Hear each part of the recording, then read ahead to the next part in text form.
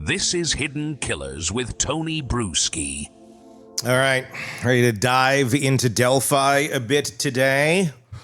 We have a large legal document to go through and share with you in its entirety. But when you hear that, don't think, oh, this is going to be all legalese, because no, there's no way in hell I could sit there and read that.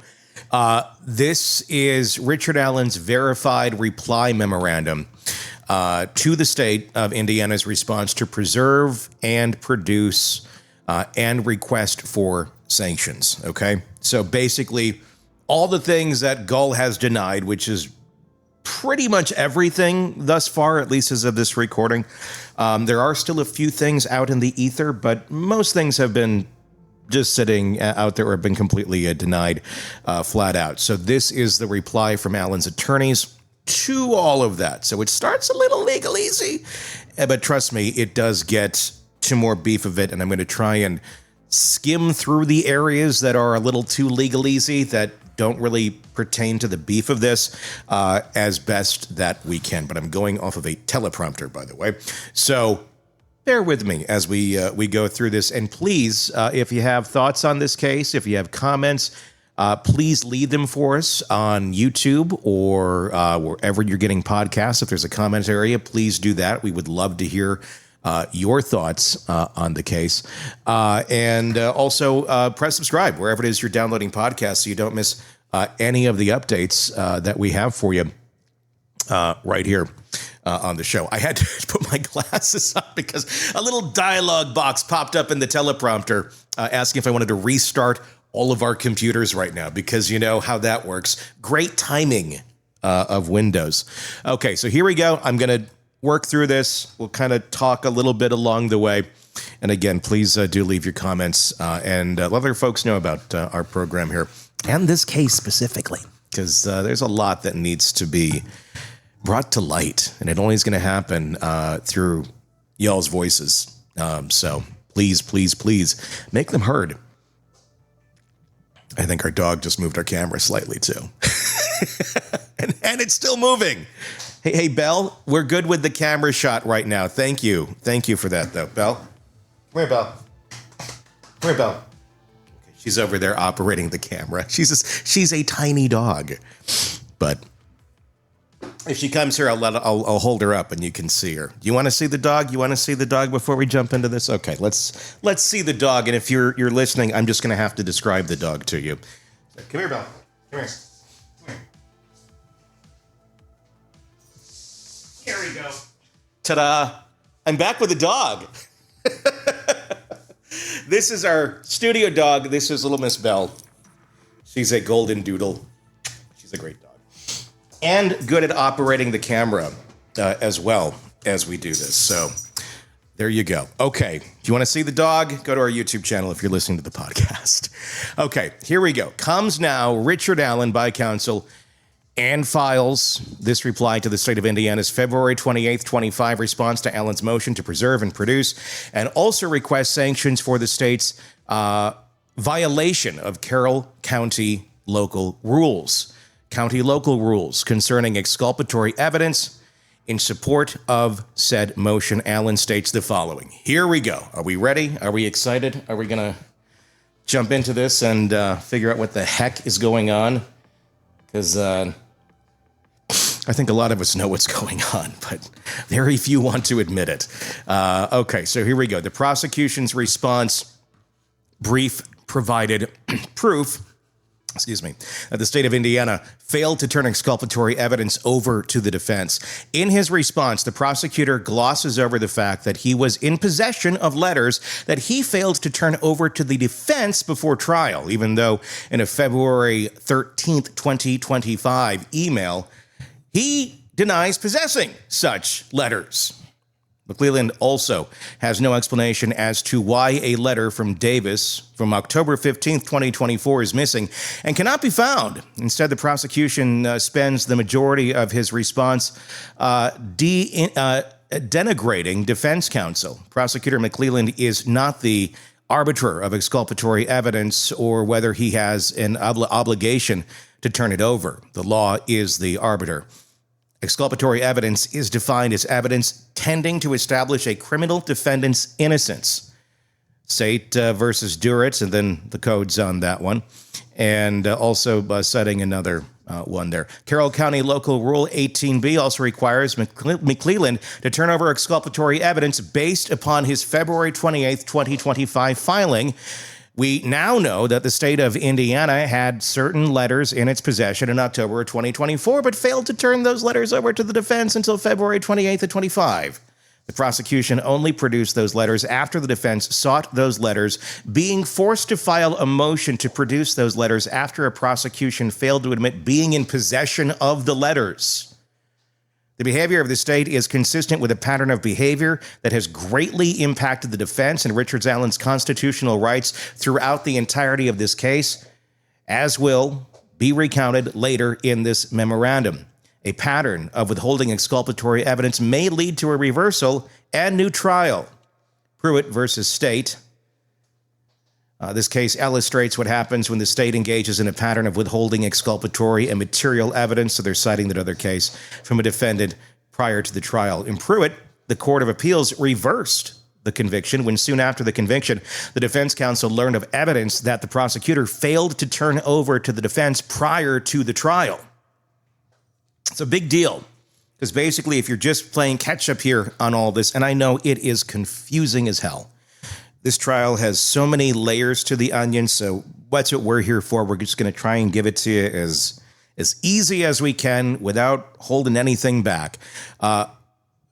Basically, what we learned here in the last couple of months, and they knew for a little while longer, is that an inmate in the jail prison system there had been talking with a possible third-party culprit named Ron Logan, who owned the property where the girls were found dead. He made up an alibi before anybody even knew the girls were dead. Had to make one up. A little weird, huh? Has a very large history of violence. And there's many other things you can look up if you want to look into Ron Logan and questionable behavior. FBI was looking at him as this may be your guy. One of the inmates at the prison said he had a conversation with him and that Ron Logan confessed to him. He was writing letter after letter after letter to the prosecution going, hey, I think this is your guy over here. He has information only the killer should know. And he did. He was talking about a box cutter before that was even public knowledge. And then there's also the connection to Keegan Kline, and the allegation goes that, yes, this prisoner, Rishi Davis, who we'll talk about here in a moment, I had a conversation with him, and he alleges that Keegan also admitted that he had been involved in some way, shape, or form. Keegan, coincidentally, was communicating with one of the girls, catfishing them, and had plans to meet one of them the very day they were murdered. Nothing to see here. That's not questionable. There's no legs to that at all. That's just pure and utter coincidence that local child predator plans on meeting one of these girls that are murdered that very day. And he has nothing to do with it. Pure coincidence. In Delphi it is, because it's Magic Land. So again, Keegan's never been charged with anything in this case, but the connection there is stunning.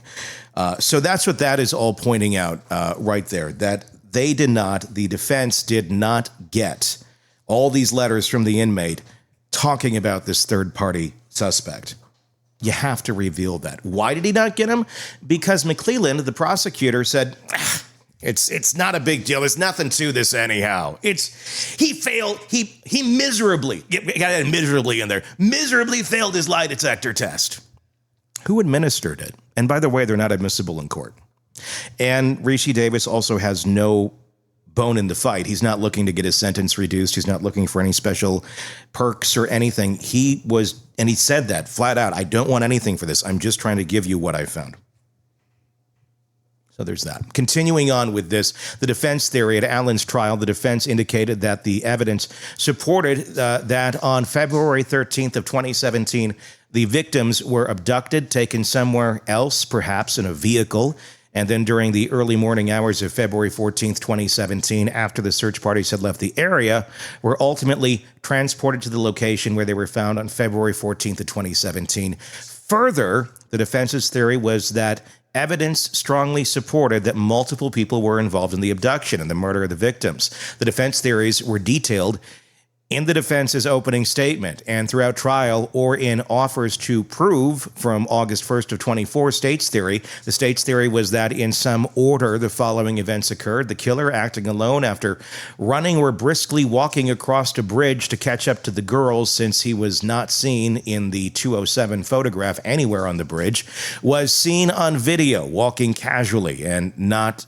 panting like a 45-year-old man who had run across the bridge, then abducted two victims, slid down a steep hill with those two victims, then in a panic after observing a van, corralled those victims across an active creek while holding a gun, and then both victims somehow were undressed, but the younger victim was later redressed in the pants, bra, and sweatshirt of the older victim. And the lone panicked killer murdered one victim and then murdered the other victim without anyone hearing any screams, in spite of sound traveling very well throughout that area, all the way to the bridge. You're in a valley. Very, very good for sound. And it's the middle of the day, and people are out hiking. It was one of those days early in the year where you're like, it's a beautiful day. I got to get out. It's all happened right out in the open, apparently. Nobody took them back to their property or anything like that and cleaned them up, considering that was another big part of this case, because the girls looked clean. Where's the blood? They were slit at the throat. It'd be everywhere. Again, magic happens in Delphi. Continuing on. Then the lone panic killer moved the older victim from one area to another area next to a tree without any drag marks, indicating that he carried her from one place to another. All that activity, according to the state's theory, occurred in a 19-minute time frame between 2:13 p.m. and 2:32 p.m. when the older victim's phone stopped moving, having been placed under a shoe under the younger victim's body.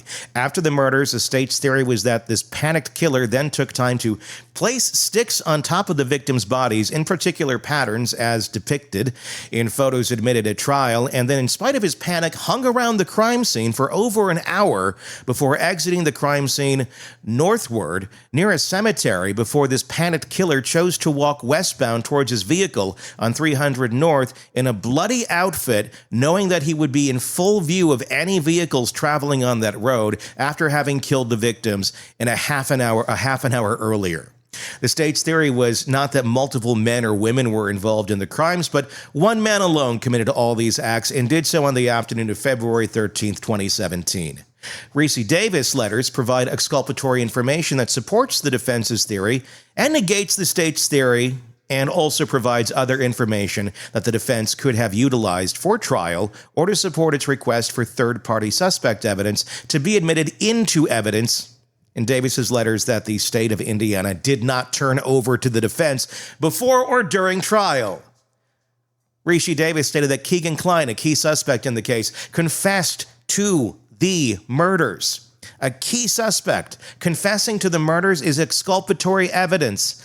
It's exculpatory evidence as it tends to establish a criminal defendant's innocence. ID, at a minimum. Carroll County local rule required McClelland to immediately turn those letters over to the defense. But even if he, McClelland, believed that the letters did not need to be turned over because of Davis's claim that Richard Allen was involved in the crimes alongside Klein and Logan, quote, when police or prosecutors conceal significant exculpatory or impeaching material in the state's prosecution, it is 1 Carroll County Local Rule 18b2. Additionally, McClelland's claim that he was not obligated to turn over the letters because of Davis's claim that Richard Allen was involved is not a judgment call for McClelland to make. Richard Allen was at home on the evening of February 13th, 2017, and the morning of February 14th, 2017. According to Davis's letters, Klein indicated that Allen was with them during that night and morning, assisting in the murders. It's McClelland's obligation to turn over exculpatory evidence to the defense and let the defense determine how to proceed. Ordinarily incumbent on the state to set the record straight. So the question is not whether the defendant would more likely than not have received a different verdict with the evidence, but rather in its absence, he received a fair trial understood as a verdict worthy of confidence. The jury in Richard Allen's case was out for nearly 4 days, a very lengthy deliberation period. In this case, Keegan Klein's confession to the murders, also Klein's claim that Ron Logan was involved, are clearly exculpatory statements. A little sip of water there. These were the two most likely suspects during the investigation, if it could be shown that they knew each other. That would be a significant fact for the court to consider when determining matters of the third-party suspect defense, and also for a jury to consider. The fact that Klein also implicated Allen would not have been of a concern of the defense, as the defense knows that Allen had no linkage to either Klein or Logan, and also because the evidence supported that Allen was with his wife the night of February 13th and the morning of February 14th, when Klein is claiming Allen was with Logan and Klein committing the crimes. Had the defense known of the information contained in the Rishi Davis letters, it would have renewed its motion for third-party suspect defense regarding Klein and Logan and would have further investigated these claims. Perhaps the defense would have sought a continuance to investigate the ties between Logan and Klein. The defense could have argued that Keegan Klein knew details of the crime that no one else knew, and furthermore, that he, Klein, was protecting an unknown third party by claiming that Allen was the third party after Allen's arrest. The defense could do none of that, as well as any other number of legal, strategic, procedural maneuvering, if the defense, was in the dark about the contents in the letters while the prosecution was fully aware of that information. The details that Klein provided to Davis and the exculpatory value of these letters, on page 4 of one of the letters, Davis claims that Klein detailed that the girls' bodies were moved 3 times and that they were not killed where they were found, and furthermore that the bodies were staged. These are facts consistent with the defense's theory and facts that oppose the state's theory. And really just, it lines up with fact of how the bodies were found. Where's the blood? Why did they look cleaned up? Furthermore, in the letter, Davis claims that Keegan Klein detailed how the killers got nervous and left town in their own cars, with at least one of them going to Lafayette to get rid of evidence. It is known that Ron Logan went to Lafayette at some point in time to purchase exotic fish after having asked a relative to assist him, Ron Logan, in creating an alibi. These are all facts that Rishi Davis would not know, but the killer would know. And all those facts tend to establish Richard Allen is innocent. ID. In the second letter, Davis claims that back in 2018, Davis reportedly that the victims' throats were sliced. This is something that only the killer would know, especially when the details of the murders were not known at that time. He also stated that he reported that the girls were hidden in a barn and also driven around at some point in time. This is consistent with the defense theory that the girls were driven in a car at some point and held somewhere until the search parties had left the area, and inconsistent with the prosecution's theory.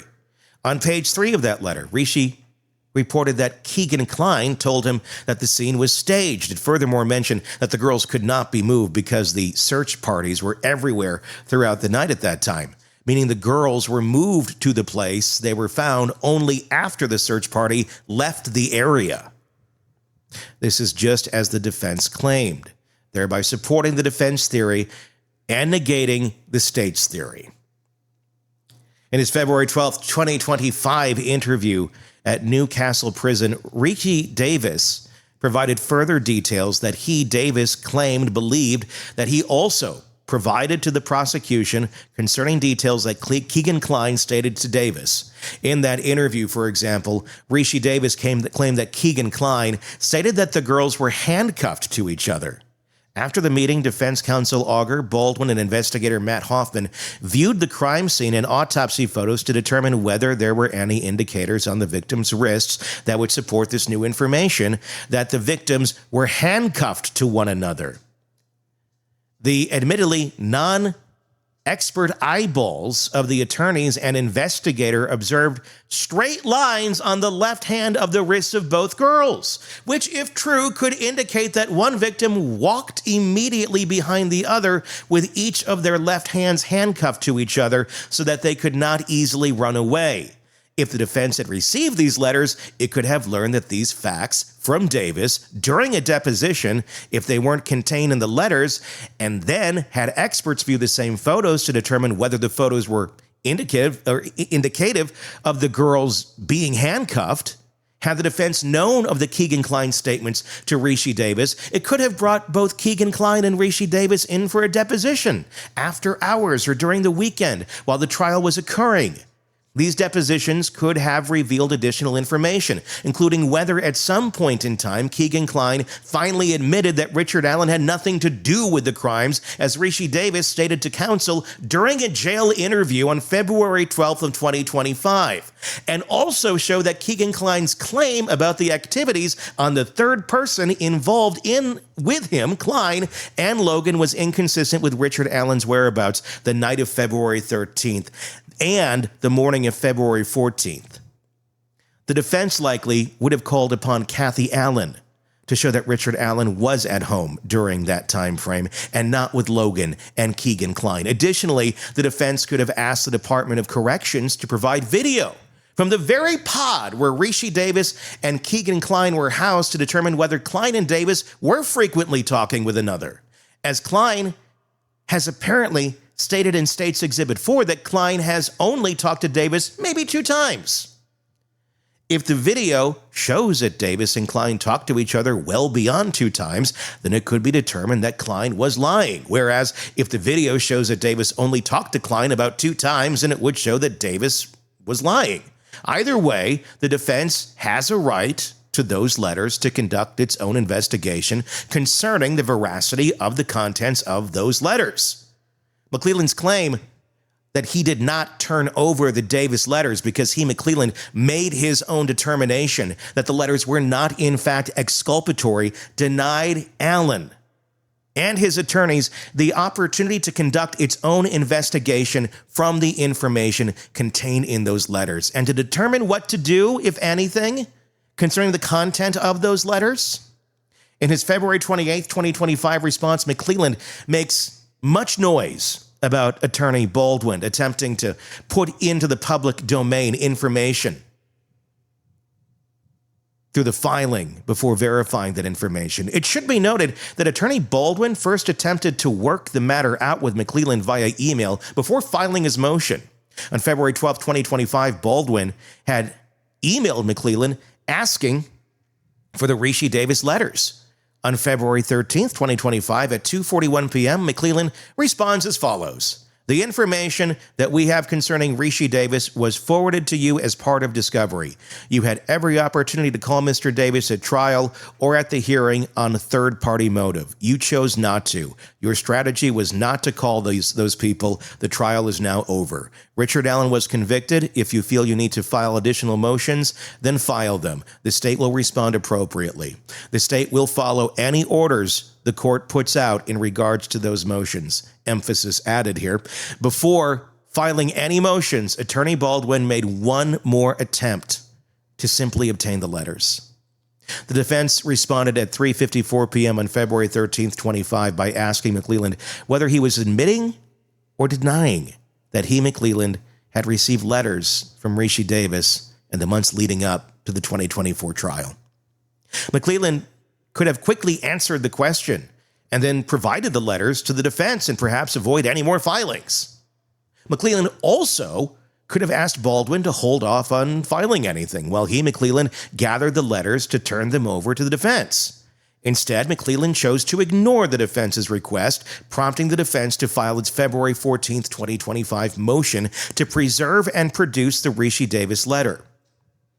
It should be noted that the defense was seemingly up against a deadline of sorts, If the defense waited to file their motion, the judge might rule on the motion to correct errors beforehand, which arguably would prevent the defense the ability to file the motion to preserve and produce, as such a ruling would arguably kick the case to the appellate lawyers. Also, note that in his February 13th email response, McClelland claimed to have provided the defense all the Rishi Davis letters during discovery. This was simply an untrue and misleading statement, typed on his computer and sent to the defense by McClelland. Through his February 28, 2025 filing, this court learned that McClelland actually was in possession of these letters on February 13th and 25, which contradicted McClelland's representation to the defense that had everything been turned over. McClelland chose to intentionally mislead defense counsel about McClelland's possession of those letters. McClelland was getting called out by the defense once again. And once again, he was ultimately forced to turn over the letters, perhaps out of fear that the defense would eventually gather doc records that would then expose McClelland's misrepresentation. McClelland's misrepresentation has yet to be explained by McClelland to the court or anyone else. And the letters McClelland finally provided to the defense, truly the only letters, once again, is referring to the other times that McClelland was forced to turn over items after being called out by the defense, as detailed in the next section of this memo. Allen and the defense are not conceding that the doc records that McClelland admitted as exhibits are proof positive that other letters don't exist. The defense has no idea as to how records are kept or how accurate those records might actually be.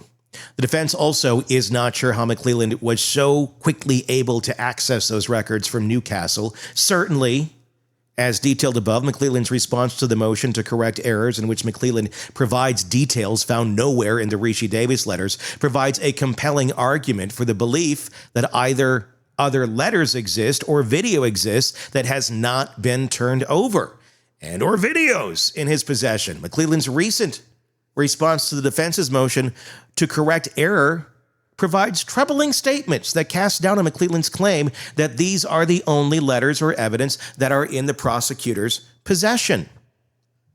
In the prosecution's response to the defense's motion to correct errors, in an apparent attempt to discredit Rishi Davis, McClelland claims that McClelland, had information that Rishi Davis had claimed that Ron Logan took batteries out of Libby's phone. This is curious because the prosecution has failed to produce any document or videotape in which Rishi Davis makes such a claim. The defense has found nothing. This leads to more serious questions of where did McClelland learn this information? The defense is left with one of two possibilities. McClelland has additional Rishi Davis letters, reports, or video from where McClelland gathered that information, or two, for reasons that are unknown, McClelland made up the story. It seems unlikely that such a specific story would be made up, leaving the defense to conclude that McClelland has additional Rishi Davis letters, reports, or video, but has not turned it over to the defense. McClelland has not explained to this court nor anyone else from where McClelland claims he learned this information about the batteries, nor did McClelland back up his story about the batteries with an exhibit attached to the filing. Also note that in that email that McClelland requested Attorney Baldwin to file something, which Baldwin did, only to have McClelland then cast aspirations about the filing.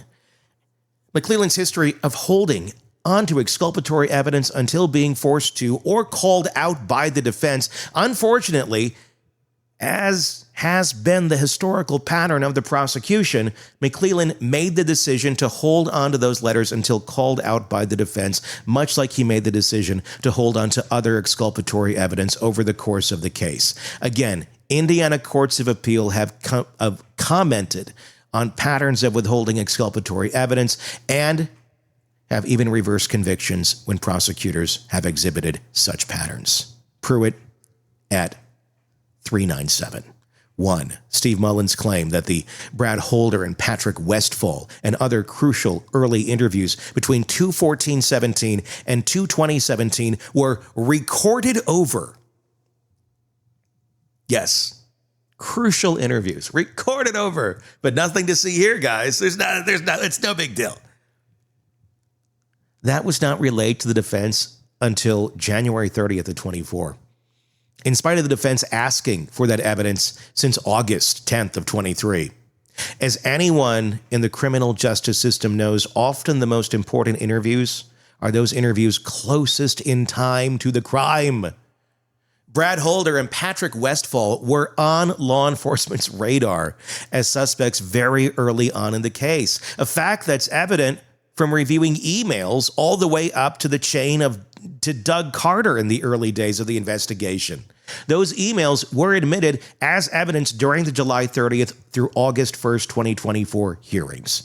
Because of law enforcement's very early interest in Brad Holder and Patrick Westphal, each were quickly found and then quickly interviewed on February 17th of 2017, within 3 days of the murders. On August 10th of 23, the defense first unveiled to the prosecution that the defense, believed that the state's own evidence supported that Holder and Westphal were involved in the murders.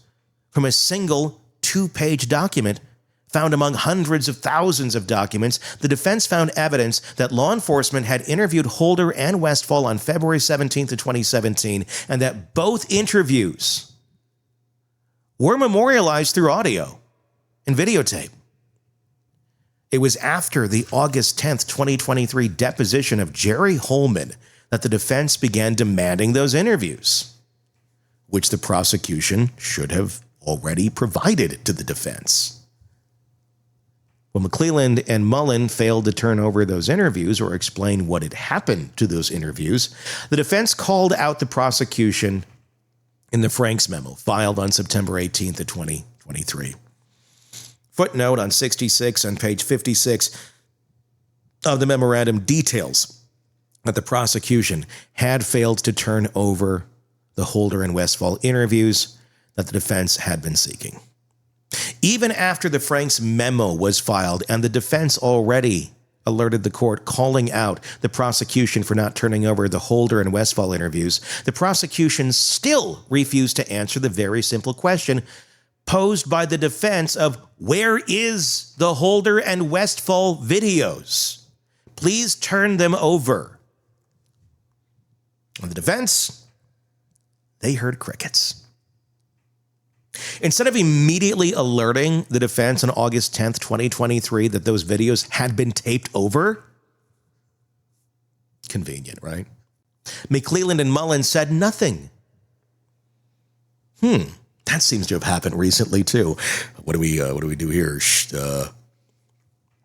Finally, on January 30th of 24, the prosecution provided a document that detailed some of the contents on certain hard drives that had turned over to the defense. In the fine print on page 5 of this document, the defense finally learned what McClelland and Mullen were claiming happened to those crucial interviews. They were recorded over. I was taping my soaps that day. I had to get Young and the Restless. Along with all the other crucial interviews between 2/14/17 and 2/20/17. Gone.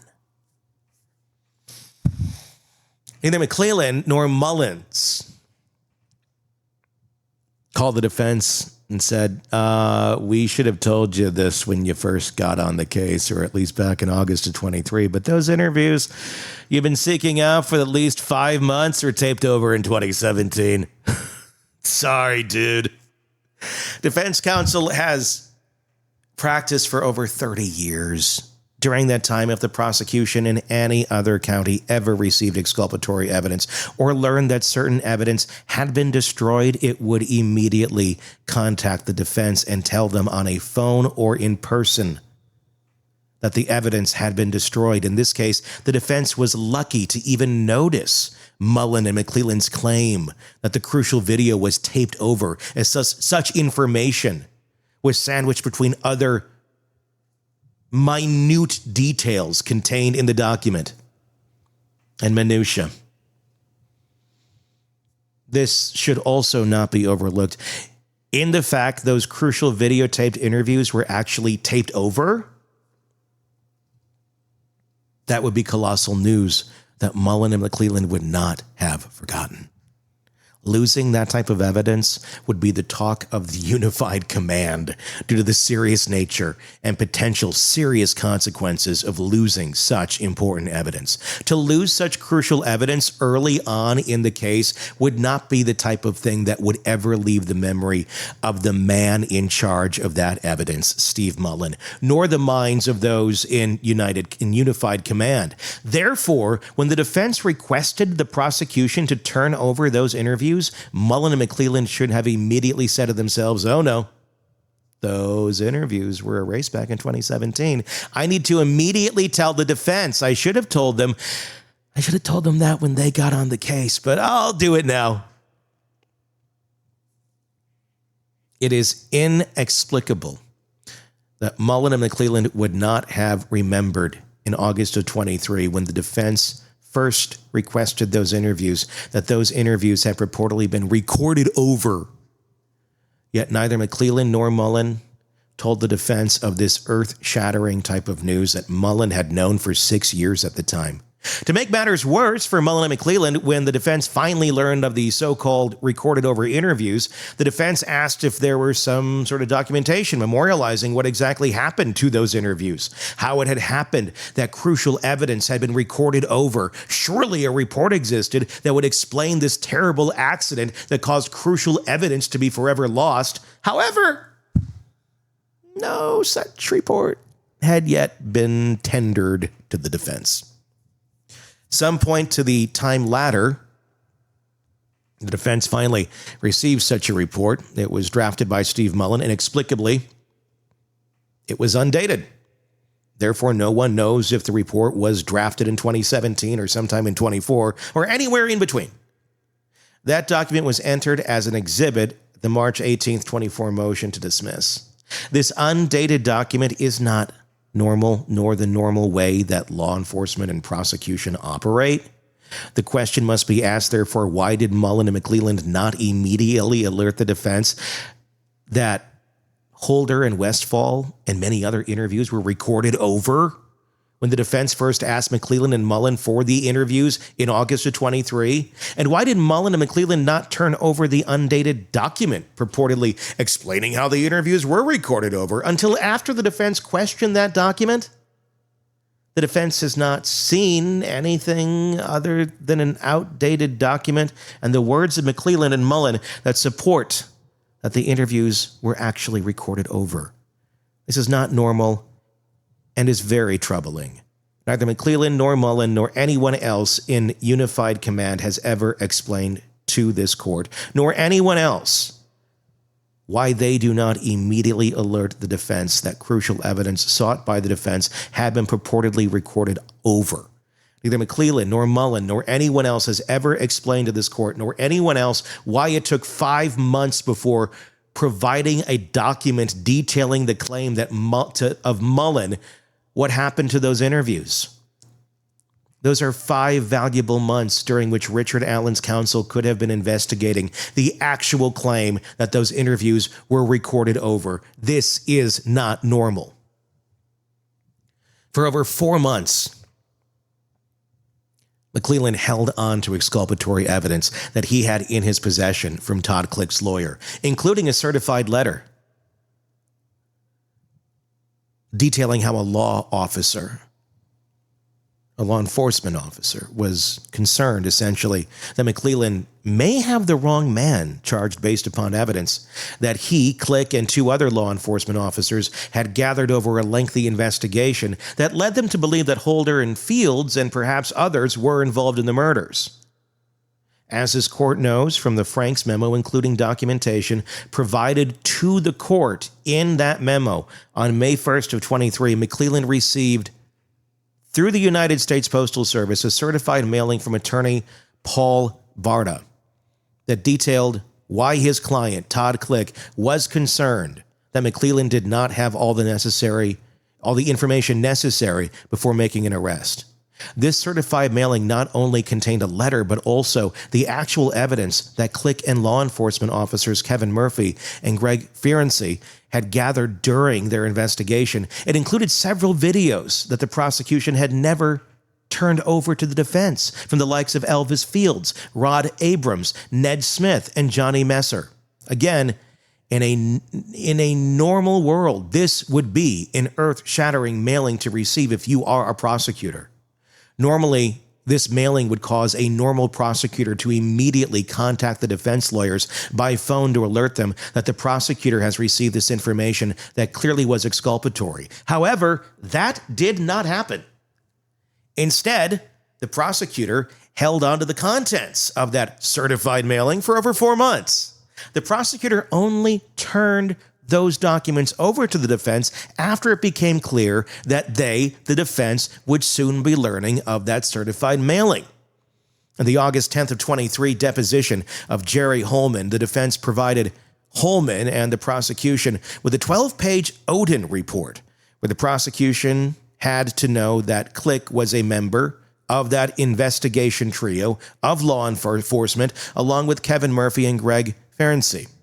McClelland had to have understood that it was only a matter of time before the defense would learn from Click himself that he, Click, through his lawyer, had mailed a letter, much like the Rishi Davis, to the prosecutor with exculpatory evidence.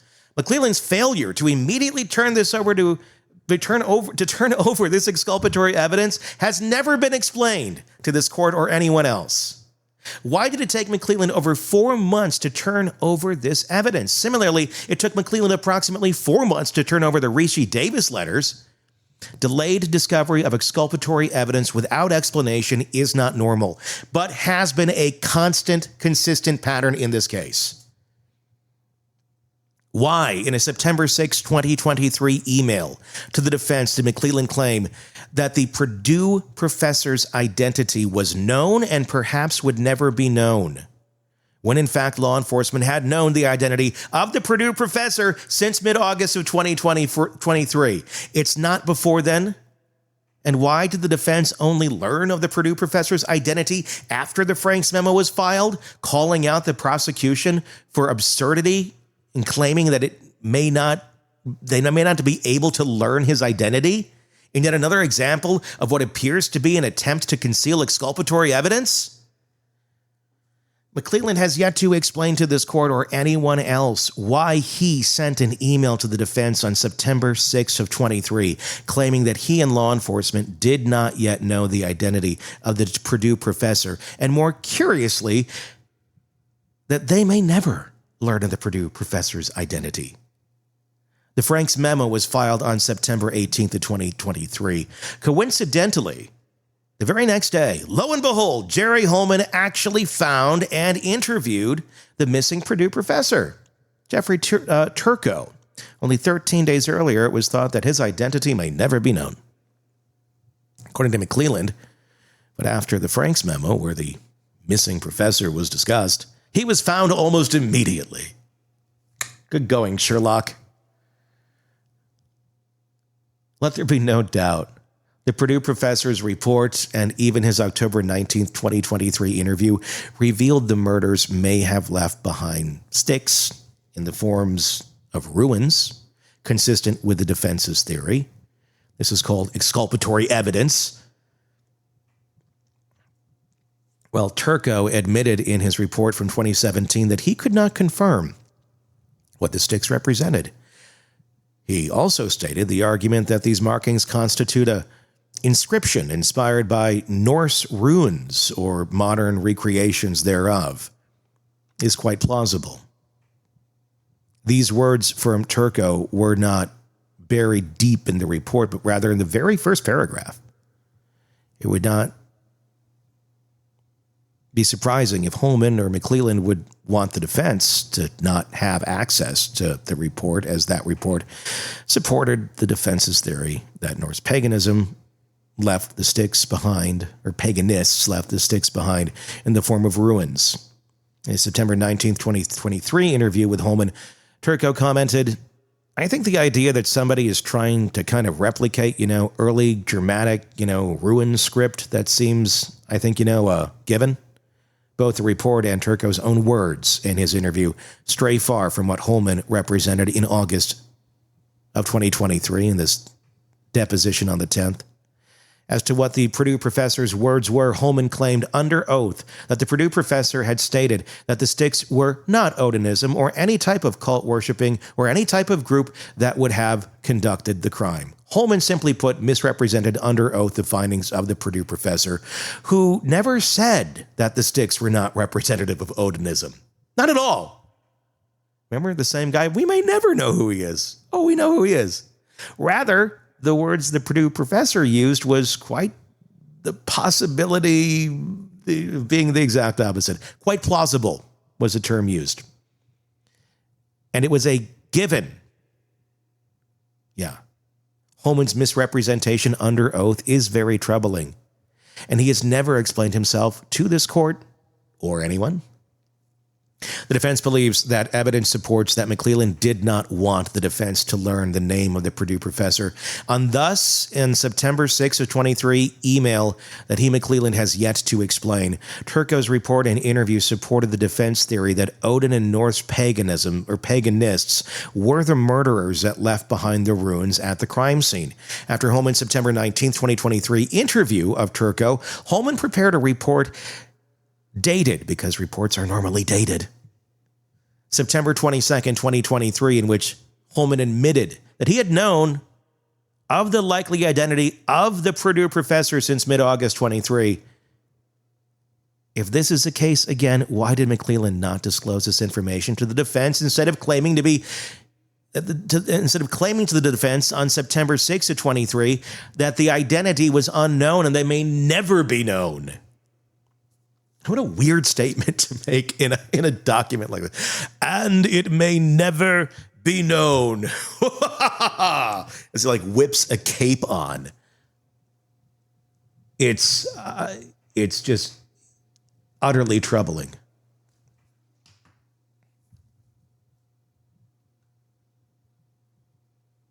Again, McClellan has never answered that question to this court or anyone else, to the defense.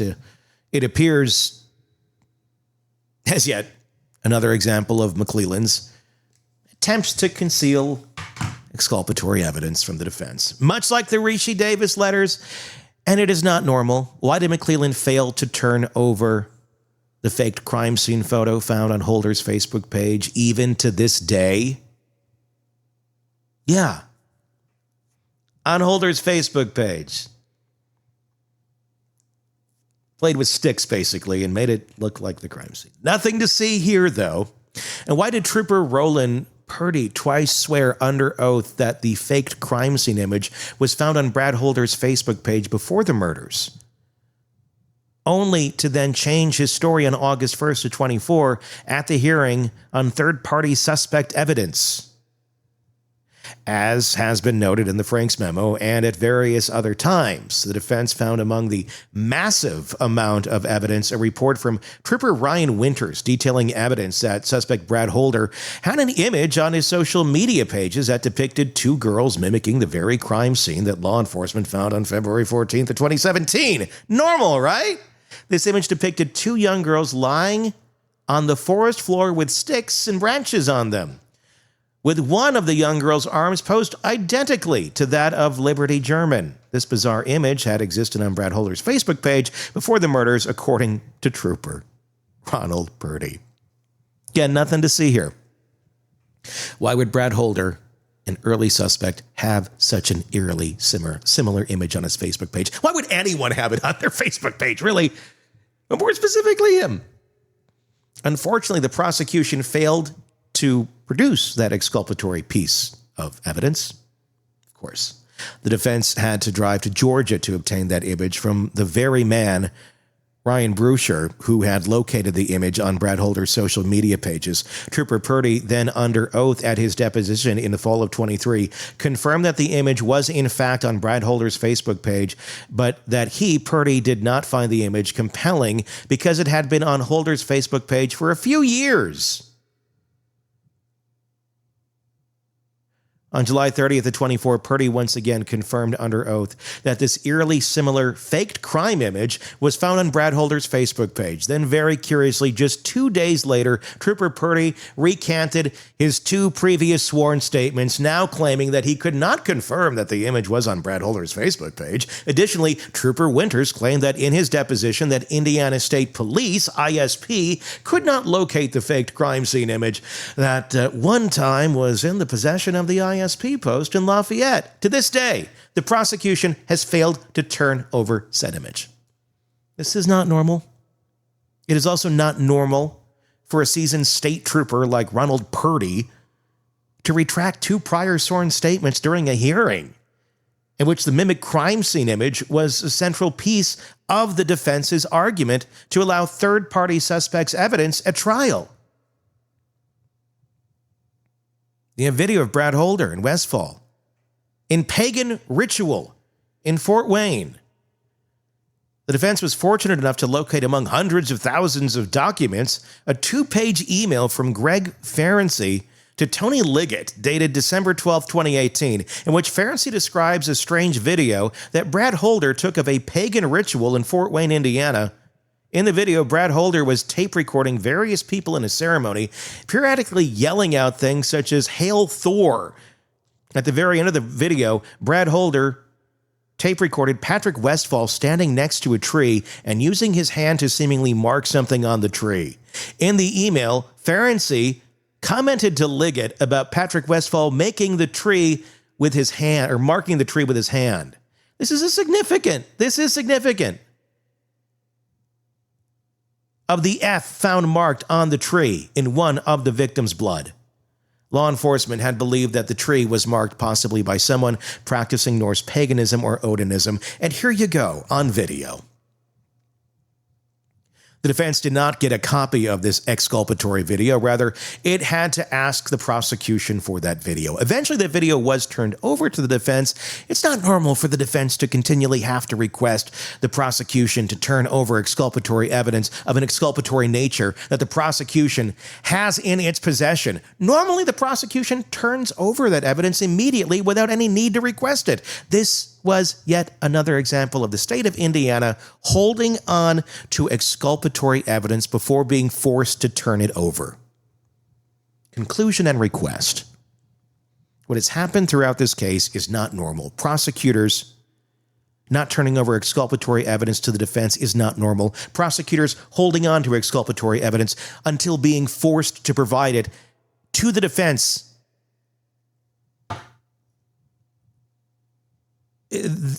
This video, but discussed in this video, in the Franks memo on page 67, complaints are there from the defense is not normal.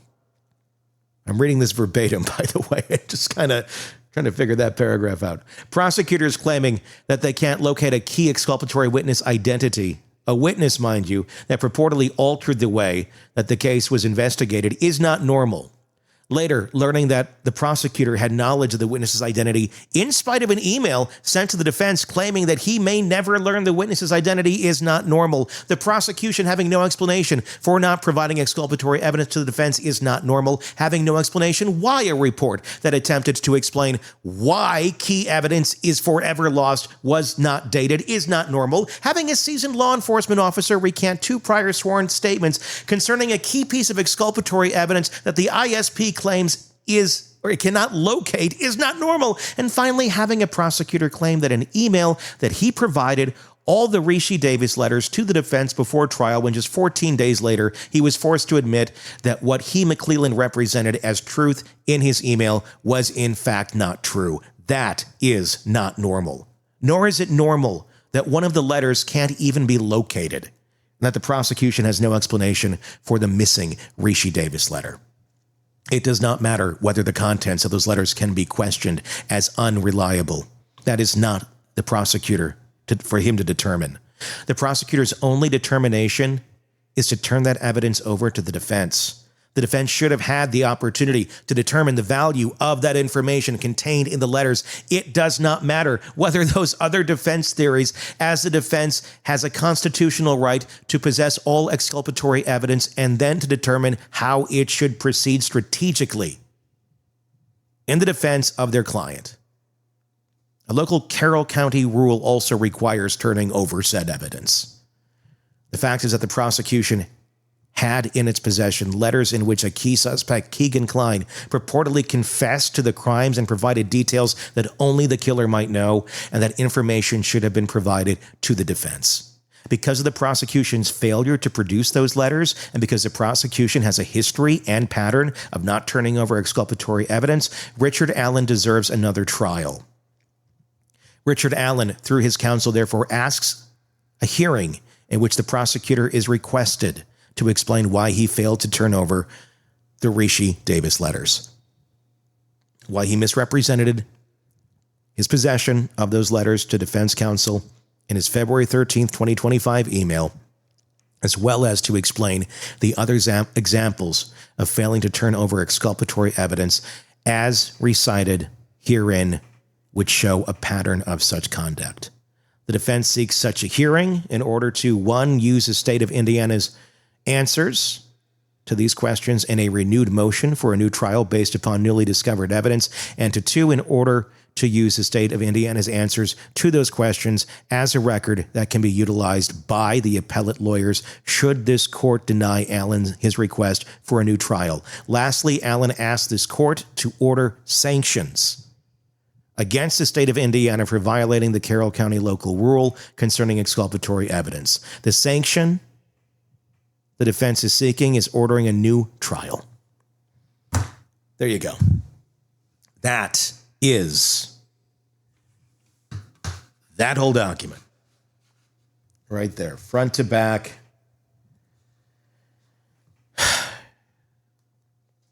It's a lot in there, a lot to digest. Give me what you think in the comments on YouTube. If you're listening to our podcast, go check out our YouTube channel too and get in on the conversation there. Thank you so much if you're watching and supporting. We do greatly, greatly appreciate that.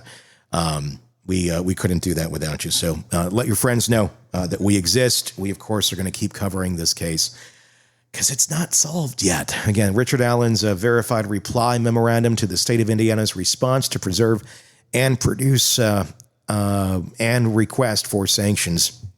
That's exactly what you just heard there. All right, can't wait to hear your guys' responses, and I'll be in there in the comments as well. Thank you for listening. Thank you for watching. Be sure to press subscribe. Want true crime coverage all day, every day? Press subscribe now to the Hidden Killers podcast and True Crime Today, and get the latest cases delivered right to your feed.